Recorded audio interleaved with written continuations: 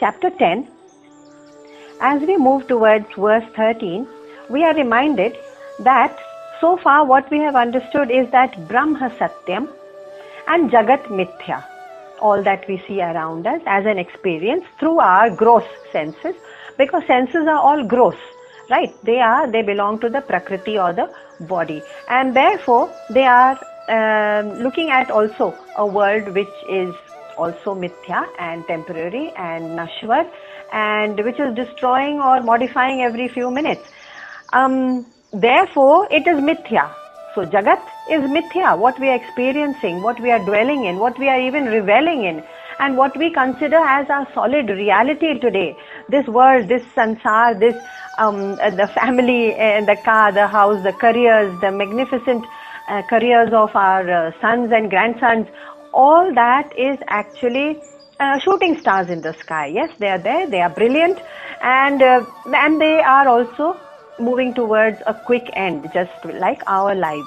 So the question arises, is there a seeker who wants to know, although we are happy with the kind of lives we have, the kind of satisfaction we draw from the Nashwar world or from the, let's call it the temporary world, there may be an occasional inquirer who says, I am not satisfied until I know what is the ultimate truth, because I am not satisfied knowing that I am only this finite little body and living for this period of 70, 80, 90 years in a finite time frame, in a finite space. Am I just this finite? And then like a shooting star, here one moment, gone the next. And then after a few, not few, even our grandson's generation, they don't even put up our pictures up on the wall or in their albums. And then their children ask, so who is this picture?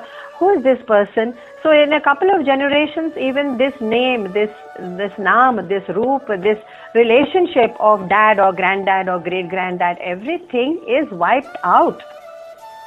So they ask the little ones, who is this figure, in case they come across, and no one prefers to preserve any of these pictures anymore.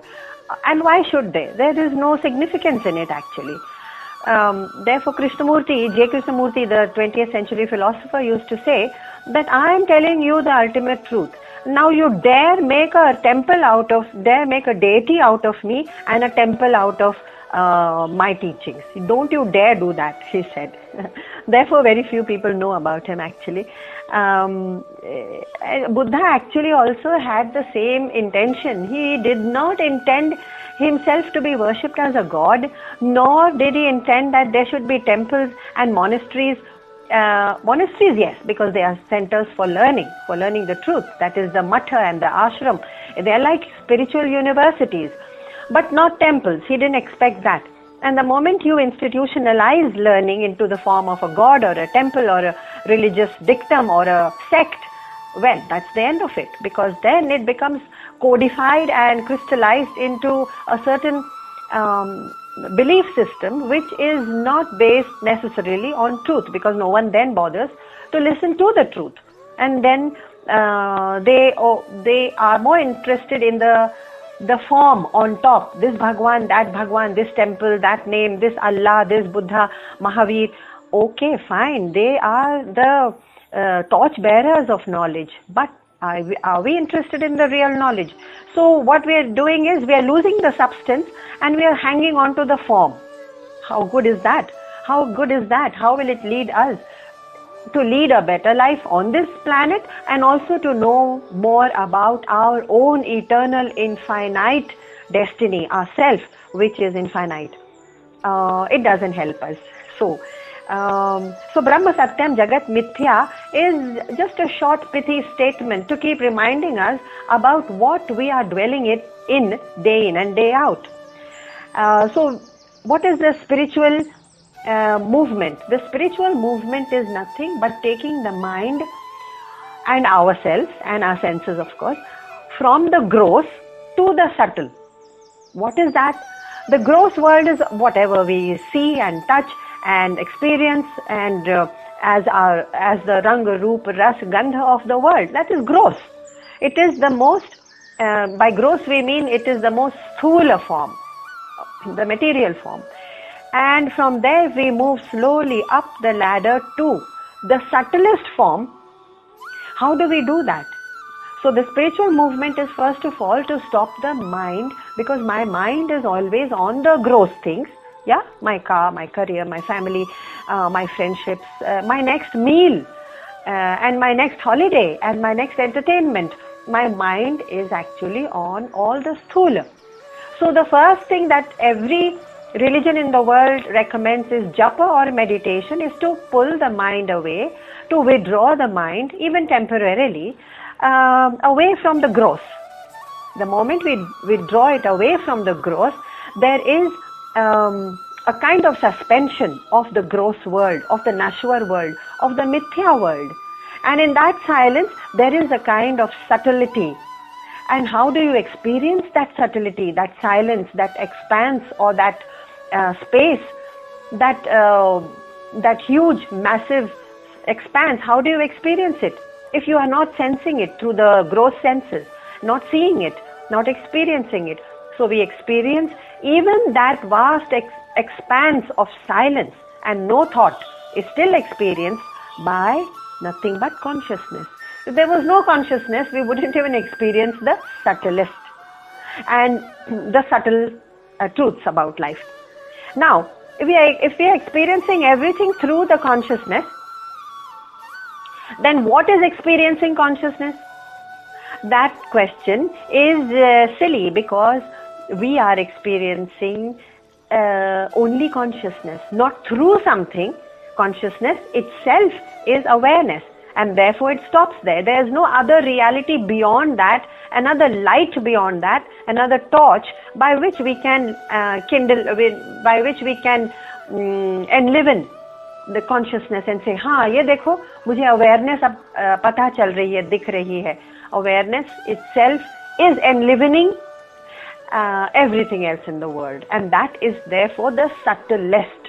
Beyond that, there is no Sukshmataram, as Bhagavan has once described himself. Sukshmataram, I am the subtlest. So what is the whole spiritual experience? People may say, nothing, just a movement from the gross to the subtle, because that's where we are living now. Why should we move from the gross to the subtle? Because everything in the gross world is Prakriti. And Prakriti is Jad. That means it doesn't have a consciousness of itself. It is just Jad Vastu, everything that we experience.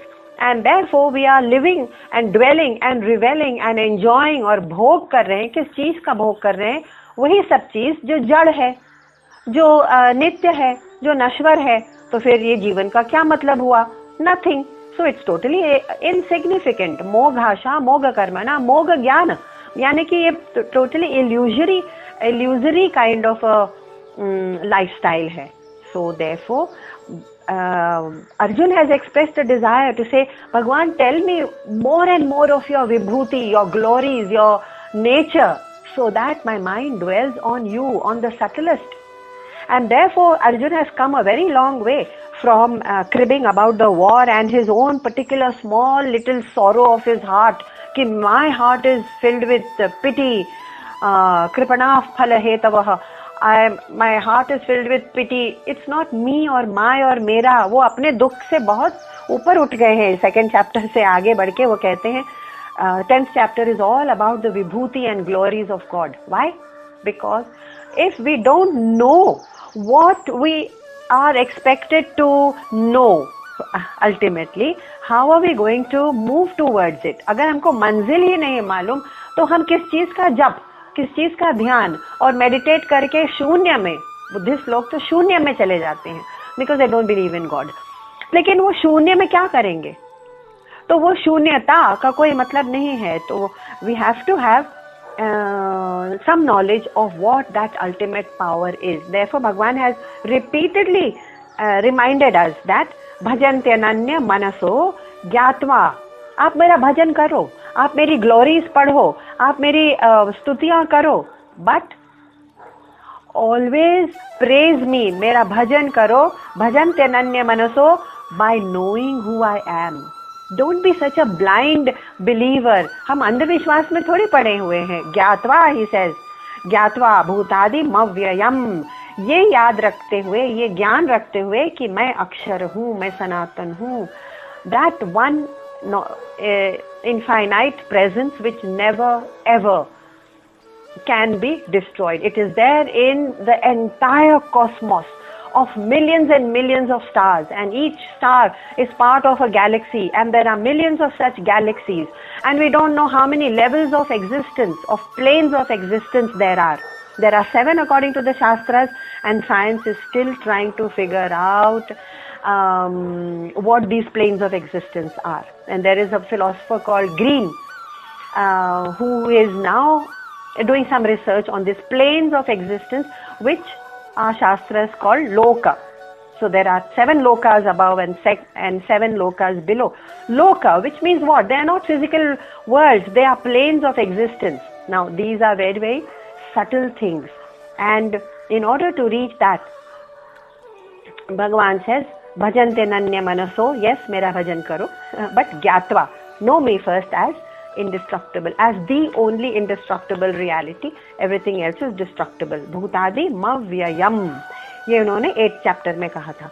So now Arjun is quite convinced, and in the 10th chapter Arjun says that yes, I've heard your vibhuti, and now he is telling Bhagwan his own Bhagwan's own vibhutis back to him, as if like a revision. See, Bhagwan, I got it right. Arjuna uvacha, verse number 12, chapter 10. Param Brahma Param Dhama Pavitram Paramam Bhavan Purusham Shashvatam Divyam Adideva Majam Vibhum. So, Arjuna said, yes, you are the Supreme Brahma, the Supreme Abode, the Purifier, the Divine Purusha, and you are unborn. If you say ki consciousness kab janma, there is no such thing. So, there is no birthplace or birth time. In fact, it is beyond time and beyond place. It is beyond time and space. We exist within time and space.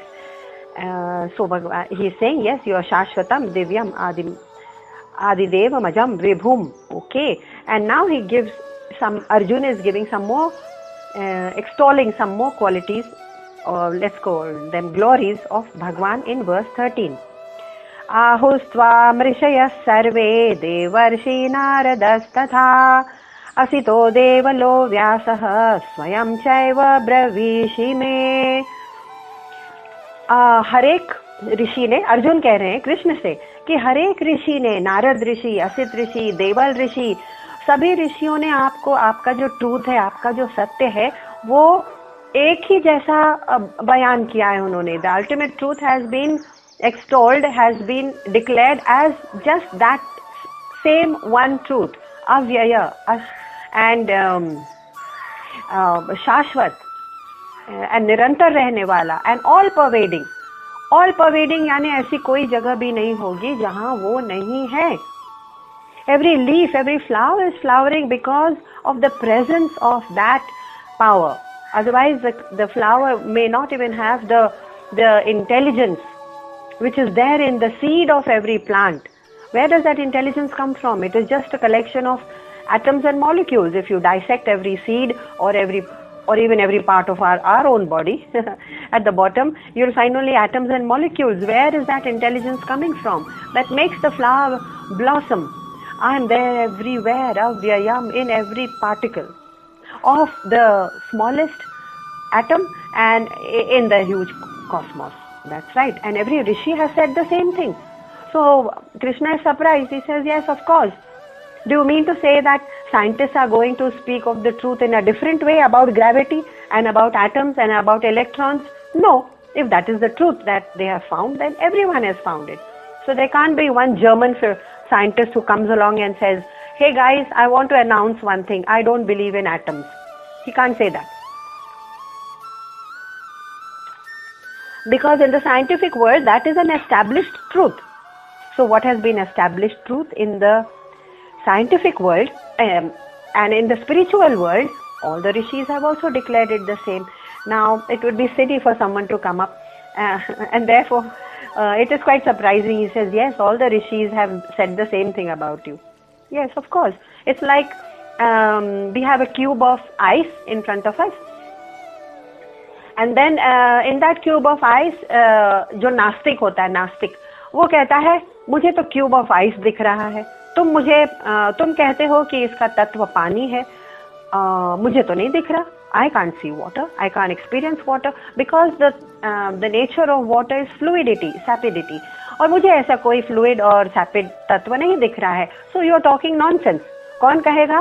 जो नास्तिक है और जो कहता है कि I want to see the God, otherwise I'm not going to believe it.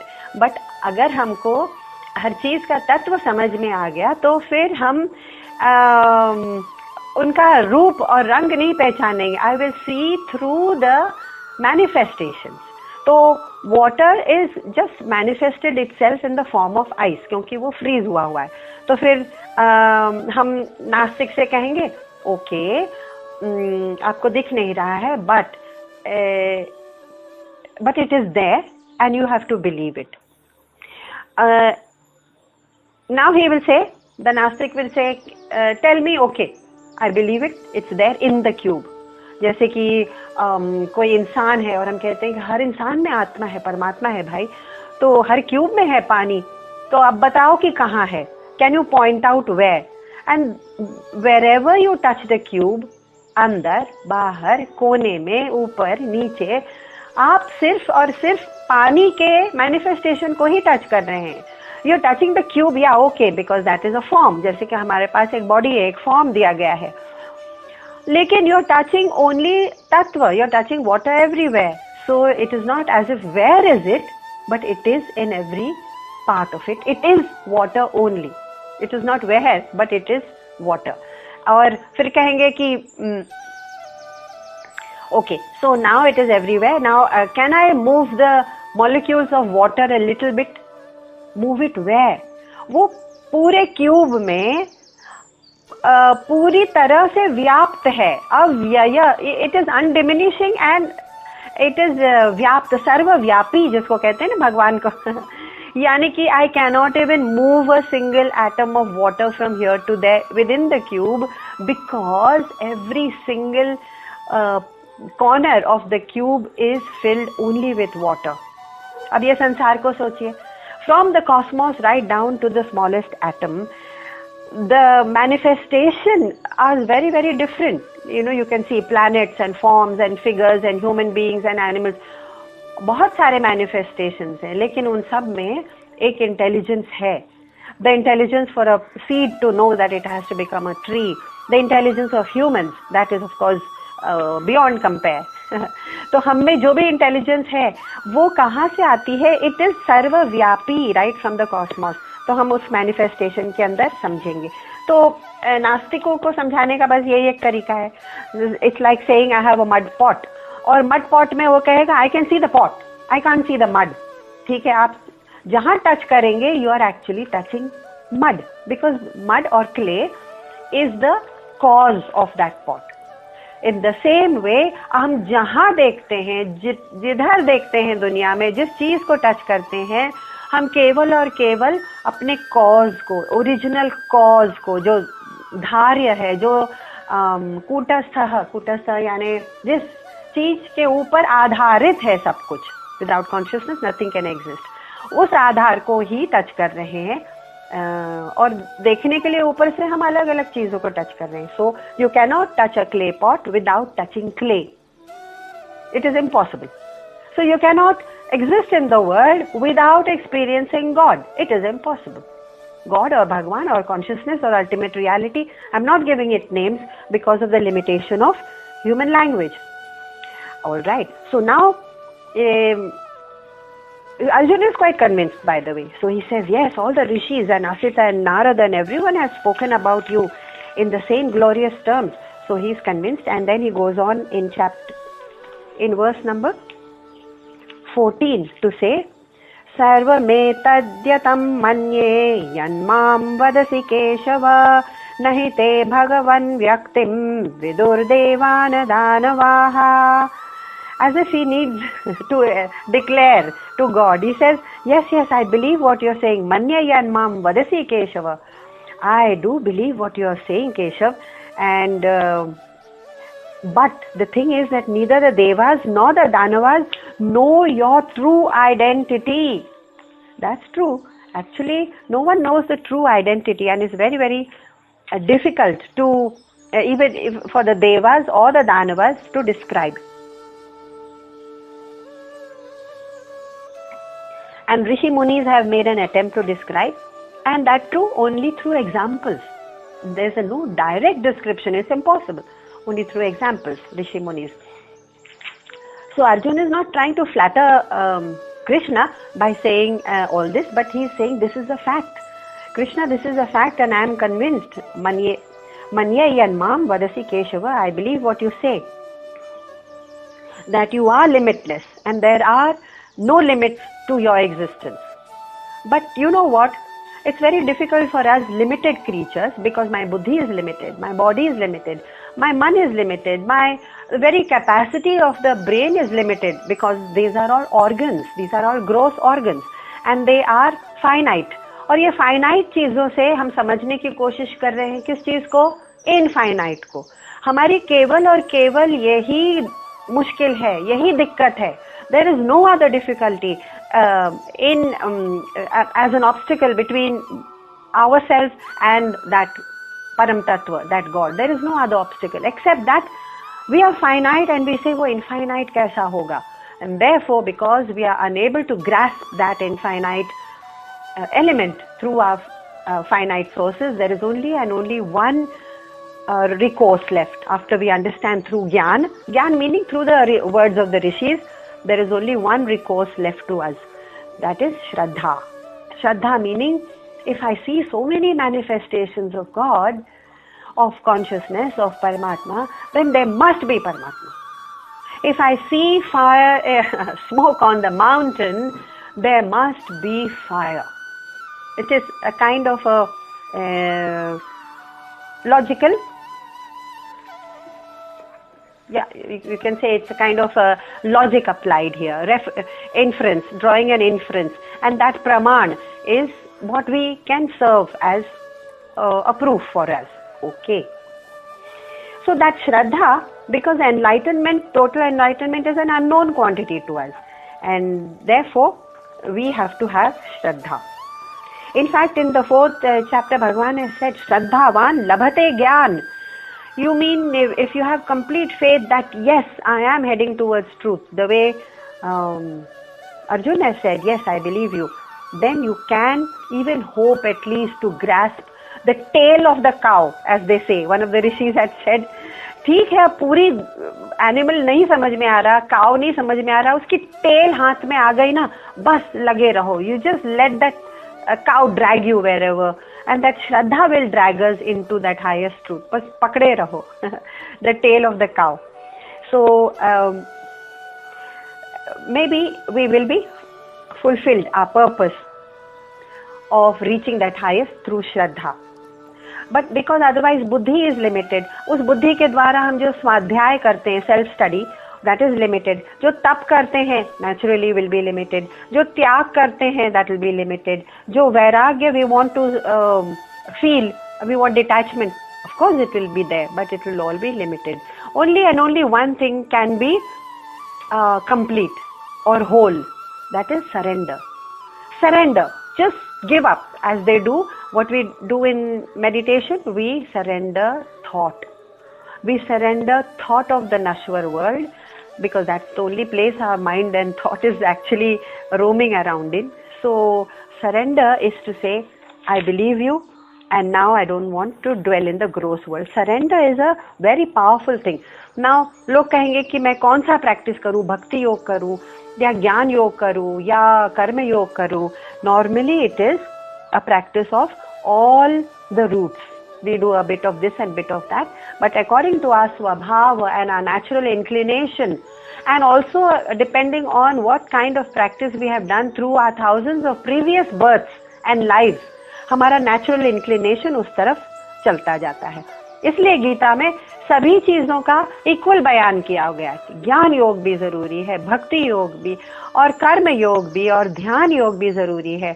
और जब अर्जुन कहते हैं कि मुझे क्या करना है, तो भगवान कहते हैं तुम संन्यास मत लो बस, because you are not meant for that, you are too संसारी फॉर संन्यास, लेकिन you can follow any path which you want, यद इच्छसि तत् कुरु. This is the only spirituality, philosophy. I won't call it religion, because religion has a commandment. Krishna would say, Arjun, तुमको यही करना है. There is no commandment in Bhagavad Gita or any of our scriptures for that matter. It is only and only describing the ultimate truth. It's like a professor of physics talking about the quality of gravity, or the properties of light, or the properties of gravity, or the properties of electron. अगर कोई professor बता रहा है तो we have to have faith that what he says is based on his research. ऋषियों का एक research था, and that research went into deep meditation. It didn't come directly. Anyway, I won't go into that. So with that Shraddha, when we believe the words, we are able to understand, okay, so if this is the truth, I may surrender myself to that truth, and one day maybe I'll be able to grasp it. But what route depends on many years of previous births of practice. You will be naturally drawn to it. Therefore, in any of our scriptures, there is no dictum and no commandment, thou shalt do this or thou shalt perish. No, not at all. Yad ichhasi tat kuru. Krishna has told Arjuna much later on, now I have told you the truth. It's up to you. You decide what you wish to do with your life. Therefore, it becomes a science of truth, a science and a philosophy of knowledge, not a religion which has a strict code of conduct. No, not at all. Now, as we move on, Arjun is now quite convinced, and in the 15th verse he says, just a moment.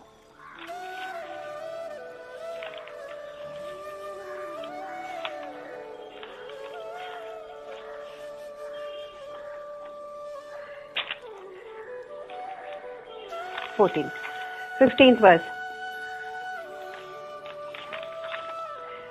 स्वयमेवात्मनात्मानं वेत्थत्वं पुरुषोत्तम भूतभावन भूतेश देवदेव जगत्पते. Why is Arjuna asking Krishna to explain more? What is this quality that he wants to know? That the quality of any person, what is that particular quality of a person that can reach him to the highest truth? And he has already discovered, you yourself know yourself by yourself. O Purushottama, Supreme Purusha. You are the source of all beings, O Lord of beings, O ruler of the world. What does he mean? It means that by nature, we are complete awareness. Through this awareness, we are aware of everything around us, in us and outside of us. Through this consciousness, we are aware of everything. What happens to thought? Thought arises in our consciousness. It plays around, dances on our consciousness, and it subsides. वो thought जाती कहाँ है? हमने कुछ दिनों पहले एक dance programme के बारे में सोचा जो बहुत ही सुंदर था. वियनीज वॉल्ट्स जो होता है ऑस्ट्रिया में हर साल न्यू ईयर्स के time. It was ethereal, it was divine. इतना सुंदर डांस कभी देखा ही नहीं होगा वियनीज वॉल्ट्स पर जो करते हैं वियना में. I thought about it and I was transported. And after some time my mind moved to something closer home and I was looking at my schedule. Now what happened to that thought of the dance that was playing on my mind? वो गई कहाँ? It subsided in consciousness. So the thoughts arise in consciousness, they play on consciousness, and they subside within consciousness. And when I am not consciously thinking of anything, as when I am daydreaming and looking, just gazing at nature for hours together. See, gazing at nature also has a very therapeutic, meditative quality about it, because then you are suspending all thought. So when you go and see the beauty of nature, sometimes you are beyond words. You are just struck by silence. That silence should touch your mind, because that vast, immense beauty, in one way you can say in a bhakta language that it is manifestation of God's immense beauty. And in simple Gyan terms, it can also mean that vastness has put your small little mind to silence. It is sort of struck, dumbstruck. Okay. What happens in that silence, whether it is in meditation or it is when you're gazing at vast beauty in nature? When there is no thought, is there consciousness or not? Whether I am or not.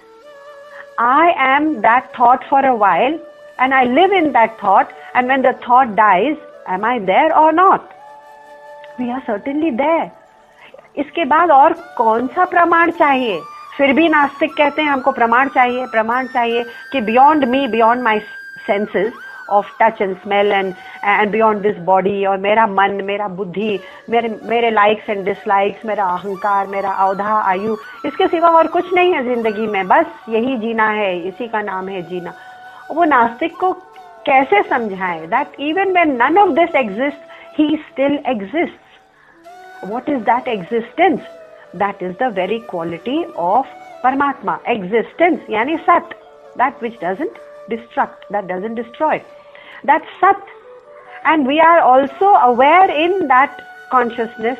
We are also fully conscious. So we are Chit. And therefore, since we are Sat and Chit, and because the mind has chosen not to dwell on the petty griefs and sorrows and ups and downs and upheavals and traumas and turbulence of this world, that means there is no dukkha. So when there is no dukkha, what is the state of that being, let's call it? That being, it is total bliss. So when we say describe yourself, your true self, that is, not your audha, ayu and rang roop, that is temporary, that's a mask. Our true nature is only Sat, always existing, Chit, always conscious, and Anand, blissful. Sat, Chit, Anand is our nature. It has been described by Shankaracharya in Tattva Bodh, because the disciple had asked, tell me the nature. And Satyam, Jnanam, Anantam is the same quality of Paramatma. So we are the same as the Paramatma. We are the ansh of it. We are the same quality. So how can consciousness know itself? So here it is said, Swayam eva atmanam vetha. The consciousness is already conscious of itself, so it doesn't need another consciousness. The simple example given, and you may remember that example, is that of the salt doll. The salt doll wanted to know what is Paramatma. और सब कह रहे थे कि तुम्हारा जो नमक है वो समुद्र का तत्व है और तुम समुद्र से आई हो. Your whole तत्व, अगर ओशन नहीं होता तो नमक नहीं होता तो आप नहीं होते, मतलब वो डॉल नहीं होती. और वो she didn't want to believe it. But when she went looking for God, वो इतनी तल्लीन हो गई, and the moment she kept going deeper and deeper and deeper into the truth of where is this ocean, जैसे हम डूबना चाह रहे हैं, और डूबते डूबते एक समय ऐसा आता है, we are not separate. The doll already dissolved with the ocean, and then there was no seeker. So it's not as if the seeker and the sought are separate. कि ये डॉल है और वो समुद्र है और एक दूसरे को वो पहचानेंगे, या एक डॉल समुद्र को पहचानेगा, वो अलग हो ही नहीं सकते. वो जैसे ही पहचान लेते हैं कि अरे ये तो मैं ही हूँ, वो एक ही हो जाते हैं. That's why I sent that beautiful poem by Amir Khusro yesterday, and I hope you had a chance to hear that timeless piece. छाप तिलक सब छीनी रे मोहे मुझसे नैना मिलाए के. मुझसे नैना मिलाए के, the moment I experience that ultimate truth, I become that truth. That's what happened to the doll. So the one who knows Brahma, Brahmavid, Brahma eva, Brahmavid, the one who knows Brahma is Brahma, becomes Brahma. And then therefore the doll became the ocean. Then what remained? Where was the doll? Yes, the ocean, only the ocean remained. That was the story. Therefore it is said, Swayameva Atmanatmanam. Consciousness cannot be separate from who we are. We can know it only by ourselves. And if I know if I feel that I am separate, मैं तो separate हूँ भाई. I am this social animal. I am this psychological being, who sometimes get agitated by this or that. There are some things that really trigger me off. And there are some, we like to talk about ourselves like this. There are some things which really trigger me off and I get so upset. And there are some things I'm so attracted to. And there are some dreams I have and I want to fulfill them before I die. These are all little stories of a little body and a little mind.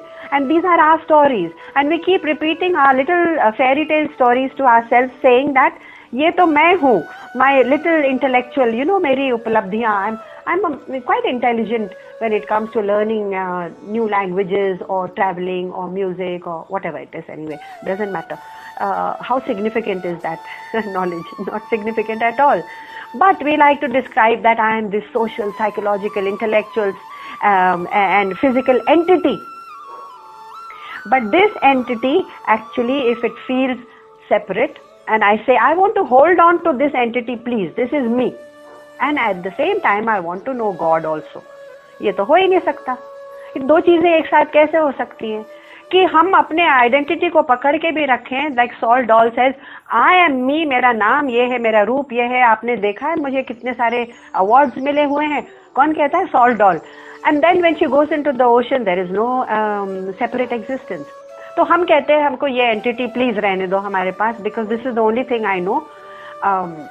I have had a brilliant career and people know me as this brilliant what do you call, professor or scientist or whatever or dancer. ये identity तो हम अपने पास रखेंगे और मुझे God दिखा दो. ये हो ही नहीं सकता. This is a paradox. And therefore it is been said, एक एग्जाम्पल दिया गया है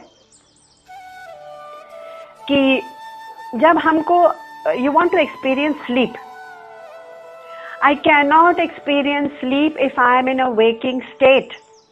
अब हम कह रहे हैं मुझे जागना है, मैं जागा हुआ हूँ, लेकिन प्लीज आप मुझे बता दो कि ये स्लीप होती क्या चीज है. सपोज आई डिडंट नो, या suppose I was from another planet where they had other biological systems and that on that planet the human beings were trying to describe to me कि sleep ऐसी होती है, मालूम है, हम एकदम जैसे कि उड़ रहे होते हैं, एकदम शांत जगह पर चले जाते हैं और फिर हमको कोई दुख और सुख टच नहीं करता. डीप स्लीप, हाँ, नॉट ड्रीम. ड्रीम में तो बहुत एक्टिव रहता है माइंड. और वो डीप स्लीप को डिस्क्राइब किए जा रहे हैं and the person says no, I really can't understand. आप कह रहे हैं शांत है, ब्यूटीफुल है, सुंदर है, it's perfect that space and you are not touched by दुख in that state. So the human being has to say okay, sorry, if you want to really experience real sleep, क्योंकि मेरा description तो आपको वो experience दे ही नहीं सकता. चाहे आप कितना भी डिस्क्राइब करिए, कितनी शांति और सुख है वहाँ पे, हम एक्सपीरियंस नहीं कर पाएंगे. तो एक काम करो, there's only one way. You give up waking. You have to give up something in order to attain that state. So give up waking and wakefulness. हमारी जागृत अवस्था हम छोड़ देते हैं, तभी हमको स्लीप या डीप स्लीप का आनंद आ सकता है. I can not hold on to both.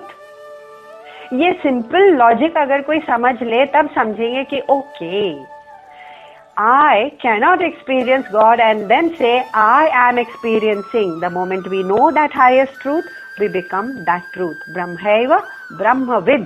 The one who knows Brahman becomes Brahman. Okay, that's why he has said, स्वयमेव आत्मनात्मान. आप स्वयं से ही जान सकते हैं. There is no other way. There is no outside entity that can describe. And then number 16.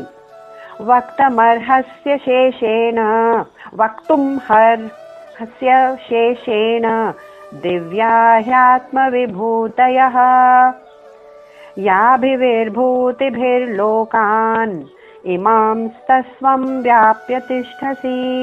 इमांस्तस्त्वं व्याप्य तिष्ठसि. वक्तुमर्हस्य शेषेण दिव्या ह्यात्मविभूतयः याभिर्भूतिभिर्लोकान् इमांस्त्वं व्याप्य तिष्ठसि. You should without reserve tell me. Who is telling? Arjun is telling Krishna, listen, can you tell me more and more of your vibhutis without reserve? अपनी glories, यात्म विभूता यह, और भी glories मुझे आप अपनी divine glories please बता दीजिए, by which you exist in this world as pervading the entire world. That means that unseen, all present, pulsating energy form we can call it, which is everywhere. That unseen energy form which is all pervading, I want to see. He wants to see some more. And therefore, why is it that after this long praise, eulogy of Krishna, where he has spoken of Krishna in such wonder and with such reverence and devotion about the wonderful glories, and Arjun is a rough soldier, he still wants to ask some more.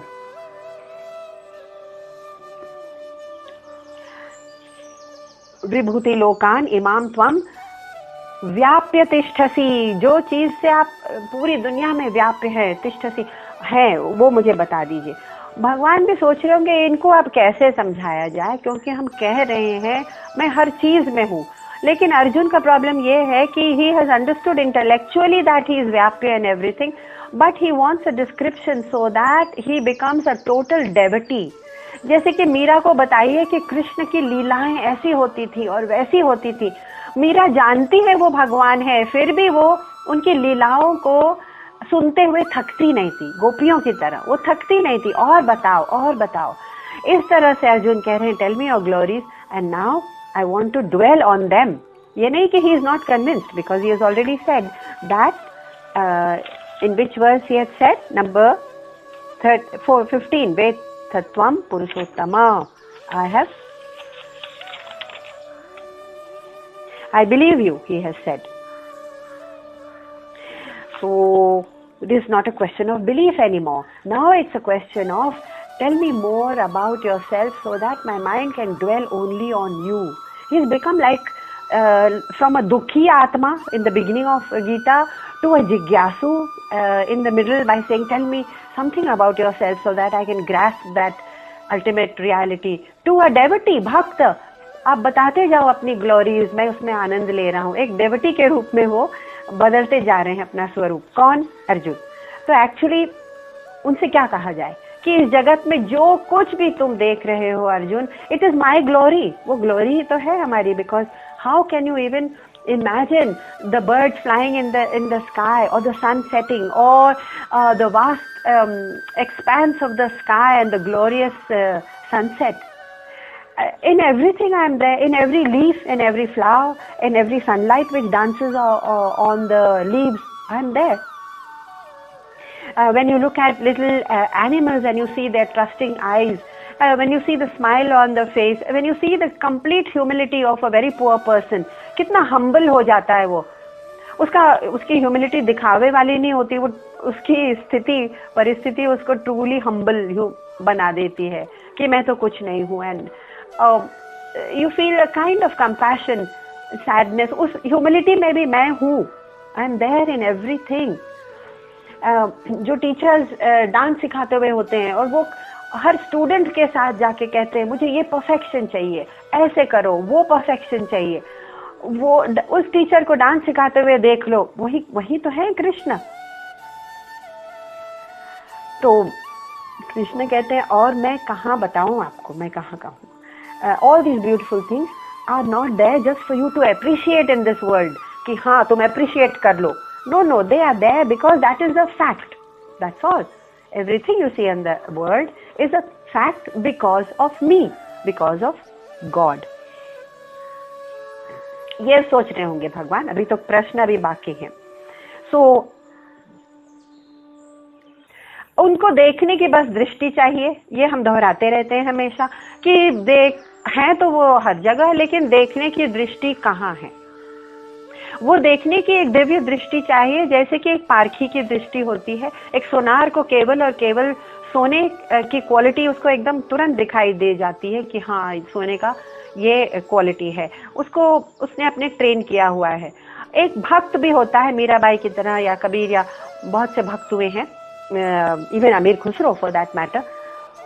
छाप तिलक मोहि छीनी रे मोसे नैना मिलाए के, जो complete भक्त होते हैं उनको भी भगवान को देखने की दृष्टि आ ही जाती है, क्योंकि वो हर चीज में भगवान को देखते हैं। गोपियां हर चीज में भगवान को पाती थी, तो हम कह सकते हैं कि वो they were not special, they were not पागल, they just had gained that complete bhakti, that understanding that yes, how can this world pulsate, how can anything in this world pulsate or live or grow or be glorious without the presence of that consciousness. So Arjun says, he's still saying, everything you see in the dazzling lake or in the muddy puddle, I am there. But Arjun is saying, tell me more, tell me more. और 10th chapter के 7th verse में भगवान ने already कह दिया था कि my manifestations are manifold है manifestations. एताम विभूतिम योगम च मम यो वेत्ति तत्वतः. एताम विभूतिम, मैं अपनी विभूतियां कैसे बताऊं, ये तो बहुत है, manifold है. And therefore, as we move ahead in verse number 17, कथम वेद्यामहं योगिं त्वां सदा परिचिन्तयन् केषु केषु च भावेषु चिन्तयोऽसि भगवन् मया. Arjun wants to know कि देखो भगवान, अब now I want to dwell only in you, I want to meditate and be ever meditating in you. उनका थोड़ा सा भक्ति मोड आने लगा है और ये कह रहे हैं लेकिन ये बता दो, केशु केशु च भावेशु, मैं आपकी भक्ति अगर करूं तो किस फॉर्म में, किस रूप में, किस तरह से मैं आपकी भक्ति कर सकता हूँ. भक्ति यानी आप पर ड्वेल कर सकता हूँ. He is used the word चिंतयोसी, नॉट भक्ति, चिंतयोसी. How can my thought be on you, चिंता, चिंतन. केशु केशु, this is also very surprising because he is looking for form. ये सब हम लोगों की और अर्जुन की एक ही कमजोरी है, हर चीज में फॉर्म ढूंढते हैं. अगर फॉर्मलेस चीज भी हो तो कहते हैं कि हमको फॉर्म चाहिए. सो where shall I seek you? In what form should I seek you? How shall I contemplate on you? चिंतयोसी, ये कह रहे हैं. इससे ये तो पता चलता है कम से कम कि अर्जुन का मन जो है, जो अभी तक केवल युद्ध पर था और युद्ध में कौन मारा जाएगा और कौन नहीं मारा जाएगा, इसके ही शोक में उनका मन पड़ा हुआ था. It was in the gross world. Now he says, okay, the battle can wait, it is in the gross world. I want to know something about the subtle.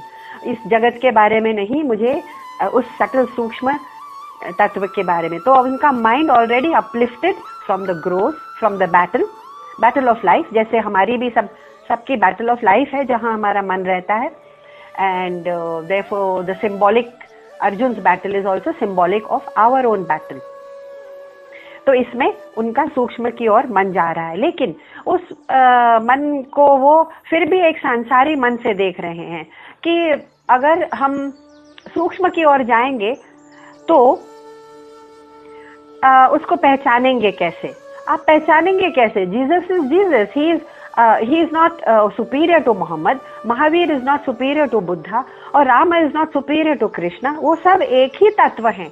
So how silly. Krishna भी सोच रहे होंगे, cashew cashew भावेशु, मैं आपको कहाँ कहाँ ढूंढूं. आप कहीं भी ढूंढे, महावीर में, बुद्ध में, जीसस में, किसी भी पीर पैगंबर में, in fact in every leaf and flower.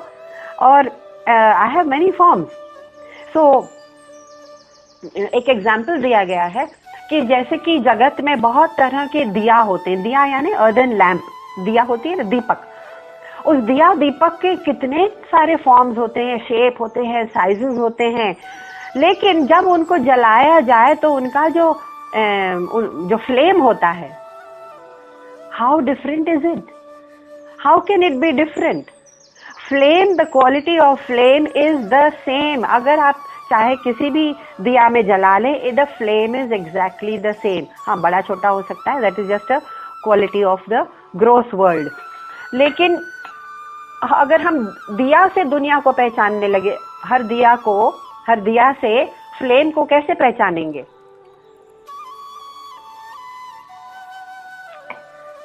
हम दिया को देख के फ्लेम को नहीं पहचान सकते. For that the flame has to be lit and the flame is exactly the same in every दिया. और एक और एग्जाम्पल दिया गया है कि once there were many deepaks and diyas of many shapes and colors and sizes, और सबको अपने ऊपर बड़ा घमंड था कि मैं तो ऐसा हूँ, मैं तो वैसा हूँ. मेरा जन्म तो न्यूयॉर्क में हुआ है क्योंकि मुझे आर्टिजन्स ने वहाँ पर एक फ्रेंच आर्टिस्ट ने बनाया हुआ है, और मैं इस स्टूडियो में पैदा हुआ हूँ. मैं तो और कुछ लोग कहते हैं अरे मैं तो किसी गाँव में पैदा हुआ हूँ इन एशिया. और सबकी अलग अलग कहानी थी, लेकिन सब दिया थे. सब कहीं कहीं पैदा हुए थे और सब अपने बारे में सोचते थे कि मैं तो कंप्लीट हूँ, I am okay, this must be our life. लेकिन एक दिन क्या हुआ, वो सब दिया जो बैठे हुए थे स्टूडियो में और कहीं कहीं से लाए हुए थे, कोई गांव में पैदा हुआ था, कोई न्यूयॉर्क में, कोई स्टूडियोज में, कोई बड़े आर्टिस्ट ने बनाया था, किसी का आकार बहुत सुंदर था, किसी का बहुत रस्टिक था. वो सब बैठे थे और सोच रहे थे वाह क्या सुंदर जिंदगी है, हमको कोई खरीदेगा और हमारी जिंदगी तो यही है. फिर क्या हुआ, एक दिया ने इत्तेफाक से बाहर देखा और उसने ये पहचाना कि एक दिया बाहर है जिसमें लौ जल रही है. और फिर उसने कहा अरे ये दिया लौ जलने के लिए होती है, ये तो हमने पहचाना ही नहीं था. हमने सोचा हम तो कंप्लीट हैं. I mean this is our life. I am born here, I feel good about myself, I describe myself to all my friends and I exist in this beautiful studio. और एक दिन हम कहीं और भी जाएंगे और हमारा परिवार भी है, सब कुछ है, और हम सोचते हैं बस यही है. एक बार एक पीर और पैगंबर की लौ देख ली, तब समझ में आता है कि अरे मेरी जिंदगी तो उस लौ को जलाने के लिए थी, सिर्फ ऐसे दिया बन के जीने के लिए नहीं थी. It's a very powerful example actually. I heard Osho Rajneesh talk about it in a book called Mahavir Meri Drishti में. another big powerful book in Hindi, Mahavir Meri Drishti में. तो तब क्या हुआ, तब उनको समझ में आया कि मेरी लाइफ का और मेरे जीवन का उद्देश्य कुछ ऊंचा है, कुछ और है, ये दिया लौ जलाने के लिए होती है. तो फिर मैं चल पड़ा कि मुझे अब कोई गुरु, कोई पीर, कोई पैगंबर, कोई स्क्रिप्चर, कोई बता दो कि ये लौ मैं कहाँ से लाऊं. तब एक दिया ने बोला कि अच्छा मैंने सुना है कि सत्संग भी होते हैं अगले स्टूडियो में, हम सत्संग में जाएंगे. और सत्संग में क्या होता है, संगति of those who are talking about that law, that light, that Bhagwan. तो वो चले सत्संग में और वो कोशिश कर रहे थे कि अब हमको वो लौ कैसे आ जाए, जो वो देख रहे थे दूसरे दियों में लौ है, कैसे आ जाए हमारे पास. तब उन्होंने पाया कि जो जो दिए उन स्क्रिप्चर के पास, ग्रंथ या गुरु के पास बैठे हुए थे, वो अचानक जल उठते थे. तो तब उन्होंने पहचाना मैं और करीब जाऊंगा, और करीब जाऊंगा, और ध्यान से पढ़ूंगा. और पास जाते जाते उन्होंने देखा कि वो दिए, जो दूसरे का दिया है, वो मुझे छूता नहीं है, छूता भी नहीं है. और एक चीज, कुछ चीज है जो एक लीप करके, एक कूद कर, it just leaps into my wick, और वो मेरा दिया भी जल जाता है. You will notice this next time. Just bring a flame, not touching the wick but coming just close to another flame, and you will notice even without touching, the flame will leap into the wick of the other one.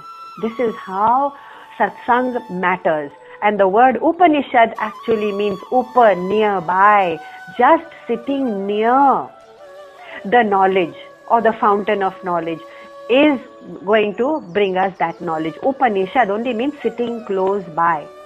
That's all. So दिया ने समझा कि अरे मेरे जीवन का उद्देश्य तो काफी बड़ा था, तो मैं कहाँ उसको ढूंढूं फिर. बस केशु केशु च भावेशु, भगवान अर्जुन को तो ये समझ लेना है कि मैं तो ऑलरेडी भगवान के पास हूँ. कृष्ण तो उनका चैरियट ही चला रहे हैं, and he is a lucky one. Arjun is a lucky one because he is going to get that knowledge much faster than we who are seated so far away. Although we are still a little closer than many others who haven't even come to hearing the words of Krishna through Bhagavad Gita. So we are a little inching, a little close, just inching. It's life में जितने भी close आ सके, that's good enough. और okay, so where to seek?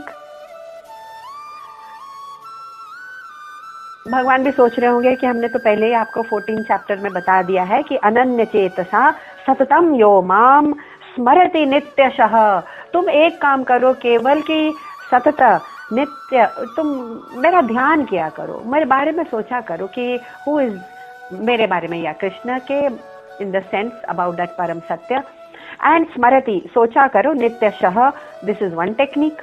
May be Bhagwan has mentioned it and Arjun still forgotten about it. और उन्होंने 9 chapter में भी कहा था अनन्य चिंतयन्तो माम, मेरे बारे में अन्य चीजों के को छोड़ छाड़ के, अन्य चीजों की थॉट्स विचार को छोड़ छाड़ के मेरे बारे में अनन्य भाव से पर्युपासते, लविंगली मेरे बारे में सोचा करो, जितना चिंतन कर सको और जितना मेरे बारे में सुन सको तुम ये किया करो। This is one technique. तो केशु केशु स्वभावेशु, ऐसा किया करो, ये तो भगवान ने पहले बताया हुआ है। तो इस संसार की विशेषताएं तो हम बहुत जानते हैं, देशों के बारे में और कॉर्पोरेट्स के बारे में, फाइनेंस के बारे में, सोसाइटी के बारे में, social structures, economy, social life, costumes, fashion, technology, कुछ भी पूछ लीजिए, हम संसार के बारे में बहुत कुछ जानते हैं और उसकी विशेषताएं भी पहचानते हैं। लेकिन अब भगवान कह रहे हैं मेरी विशेषताएं तो मैंने बता दी, मैं हूँ अव्यय, अनित्य, अनादि, अचिंत्य, शाश्वत। उस पर भी थोड़ा ध्यान दो तो हो सकता है contemplation. Contemplation is the key, the next की इज कॉन्टेम्पलेशन। क्योंकि वो दिया जो करीब आता है दूसरे दिया के और कहता है कि मुझे भी जलना है, लेकिन वो हिलता रहता है, जो दिया नहीं जला है सपोज हिलता रहता है इधर से उधर, तो जो दिया जल रहा है उसका flame, it cannot even leap into the wick of that. For that also we need quite contemplation. वो भी सोचता है, ध्यान करता है कि वो फ्लेम मुझे चाहिए, एंड इट इज स्टिल। आप अपना हाथ देखिए जब माचिस जलाते हैं और दिया के पास ले जाते हैं, there is such stillness between the one flame and the wick which is thirsty for that flame. दोनों को एकदम स्थिर रहना पड़ता है, तब वो फ्लेम जगता है। तो कॉन्टेम्पलेशन की महिमा बहुत जरूरी है। सो Arjun has seen the distant flame and now he's come close to it and he wants to say that I am seeking it, I am thirsty for it. Where does he say that? In verse number 18. Vistarenatmano yogam vibhutim cha janardana bhuyah katayah triptirhi shrunvato nasti me mritam. विस्तरेणात्मनो योगं विभूतिं च जनार्दन भूयः कतयः तृप्तिर्हि शृण्वतो नास्ति मे मृतम। Tell me again, he is saying. Arjun is saying, tell me again, O Janardan, about your glory and your power, because I do not feel satisfied. भूय कतय तृप्तिर्हि शृण्वतो नास्ति मैं मृतम, मैं तृप्त, मैं सैटिस्फाइड नहीं हो रहा हूँ, चाहे मैं जितना सुनता जाऊं, because your speech is pouring nectar into my years. नास्ति में मृतम, अमृतम is the last word of this श्लोक। जैसे कोई अमृत घोल रहा हो मेरे कानों में, बस आप बताते जाओ मुझे और बताते जाओ। अर्जुन थोड़े थोड़े अब भक्ति के भाव की तरफ आते जा रहे हैं, from grief stricken soldier to a jigyasu to a bhakt, and now he is saying कि मुझे अब तृप्ति नहीं हो रही। इसका मतलब ये हुआ कि हमारे अर्जुन की तरह हमारे लिए भी एक तृष्णा, एक थर्स्ट, एक हंगर, एक इनसेशिएबल एपेटाइट जरूरी है। वरना हम क्या करेंगे, एक दिए की तरह होंगे जो जले हुए दिए के आसपास मंडराता रहता है और कहता है मुझे भी जलना है, मुझे भी जलना है, मुझे भी जलना है, और फिर अपने मौज मस्ती में लग जाता है। फिर आता है दिए के पास, मुझे भी जलना है, मुझे भी जलना है, और डांस करता हुआ निकल जाता है। अरे उसमें एक तृष्णा, एक इनसेशिएबल एपेटाइट चाहिए। जिस तरह अर्जुन कह रहे हैं मुझे तृप्ति नहीं हो रही कृष्ण, हमको भी वो एपेटाइट चाहिए, वो तृष्णा, वरना we will be too far away from the flame.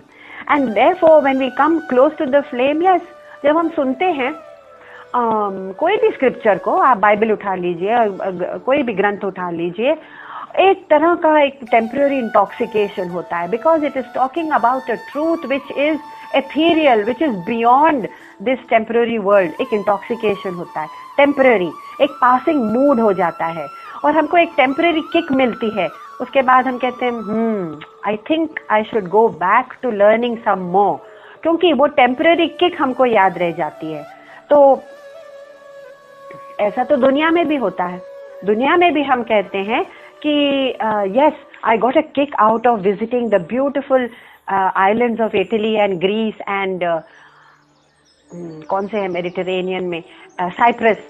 I saw these beautiful small islands and I got a real kick out of it. Of course, the beauty is unmatched. लेकिन 5 साल बाद आप फिर से क्यों कह रहे हैं कि I want to go again? Because you had that feeling of upliftment, of beauty, और जो भी आपको pleasure मिला होगा, you want to revisit that pleasure, let's say. तो हम दुनिया में भी ऐसे काम करते हैं कि I want to have that kick again. तो स्पिरिचुअल लाइफ में अर्जुन की भी वही हालत है. सेइंग आपके शब्द अमृत की तरह हैं. लास्ट वर्ड अमृत. और मुझे तृप्ति नहीं हो रही, आप मुझे बताते जाइए. जब हमारी स्थिति ऐसी हो जाती है तभी और तभी फिर भगवान कहते हैं okay okay, I am going to tell you more about me. भगवान कभी भी बिना क्वेश्चन किए या बिना सीख किए, बिना थर्स्ट के, बिना मांगे, there is no place that Krishna will appear and say अच्छा बैठ जाओ, मैं तुमको सुनाता हूँ कि परम तत्व क्या है और मेरा स्वरूप क्या है और तुम्हारा सत्य क्या है. Never, never in any scripture, in any of the Upanishad will you find कि गुरु बैठे हैं या भगवान बैठे हैं और कह रहे हैं आओ मैं बताता हूँ. There is always a questioner in every Upanishad, as in the Gita. There is always a questioner, the one who is thirsty, the one who goes to the source of that truth and says, मुझे बताओ. तभी कृष्ण बताना शुरू करते हैं. ये है scriptures की beauty. And therefore, in the next verse number 19, Shri भगवान उवाच. ये भगवान के शब्द अब हम सुनेंगे अगली बार. हरि ओम. ओम